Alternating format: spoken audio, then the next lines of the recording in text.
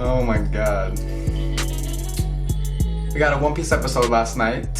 Sorry I couldn't get it up to you last night. It was like 12 o'clock by the time I watched it. I got off work late and shit.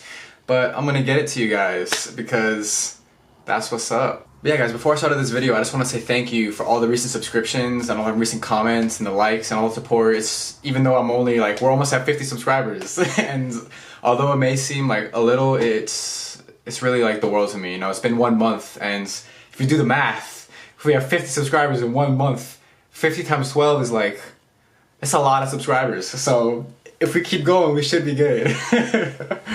But yeah, like, thanks for everything, guys. I appreciate the support, all the views and everything. I'm having a bunch of fun. I'm having so much fun making these reviews and talking to you guys and bringing you content because I've always wanted to create content. I've loved talking about anime and things that I enjoy, and I think for around my 50th subscriber special, I think I'm going to review the Pokemon game because I've been playing the shit out of it and it is amazing. I am loving the fuck out of Sun and Moon. It's so fucking good. But yeah, let's hop right into this episode review. This is probably not going to be the longest review. You know, this episode wasn't too crazy. But yeah, so we did get some filler in the beginning of this episode where there's like, I feel like the Straw Hats have been on their way to see Nekomamushi for like 4 or 5 episodes now. It's fucking crazy. Yeah, may be like dramatizing it, but they're still on their way to see Nekomamushi. Why am I not signed into Crunchyroll? But they're on the way to go see Nekomamushi, and on the way they get attacked by these bugs, and the entire crew, you know, it's like, you have to remember that the crew hasn't been together, like, even though Sanji's not there, the crew hasn't really been together since before Dressrosa, since like in Punk Hazard, I think is when it was. And that's a long time, that's like 3 or 4 years. So this is like the first time we've really gotten to see them, like, go against a mutual enemy. And along the way to see Nekomamushi, Brooke starts singing this song about the fucking cat, about Nekomamushi, and to like the normal One Piece watcher who doesn't read the manga and who isn't completely caught up with the material and understanding of what goes on behind the scenes, like my sister was, like I watched the episode with my sister last night, and when she was watching that scene with like where Brooke was singing about Nekomamushi and it was just showing all the scenes of him like running and like on a cliff and shit, super dramatic.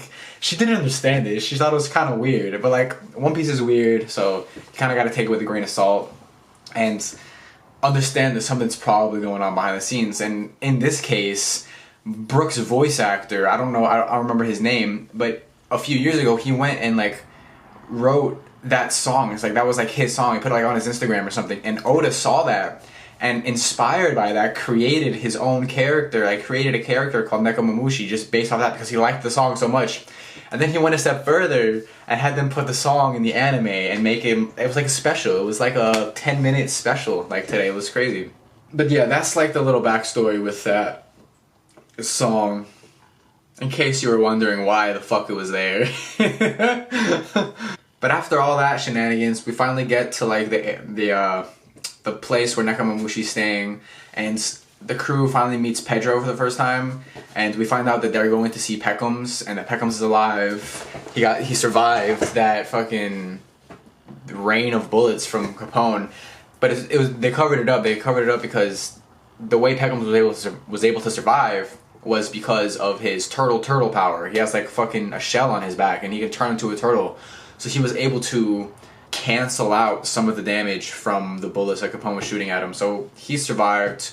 We basically need to learn some information about Big Mom and Sanji's whereabouts from Peckham's because there's some haziness that needs to be covered up.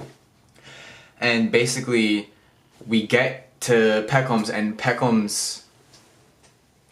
Oh, before that, we get to meet Nekomamushi, and Nekomamushi is an amazing character. He's hilarious. Like, the guy literally got his arm cut off by Jack, and he taped a spoon to his stub, and he's trying to like eat his lasagna like Garfield with his stub. It's just hilarious. And he's fun as soon as he sees a ball, he's like a cat, man. He's got like cat instincts, and I feel like a cat's personality is sometimes better than a dog's. You know, don't hate on me for that. It's just an observation. But they did a really good job, the anime, of directing his personality and portraying his character from the manga. I thought they did a really good job with that. But basically, after Straw Hats meet Nekomamushi, they're Chopper's been like tending to his wounds and bossing him around and shit. He's a terrible patient. He's not compliant at all. He hates shots. He's he's a fucking mess. But after that business, we get to go then and see Pedro, because I think Chopper's been taking care of Pedro as well.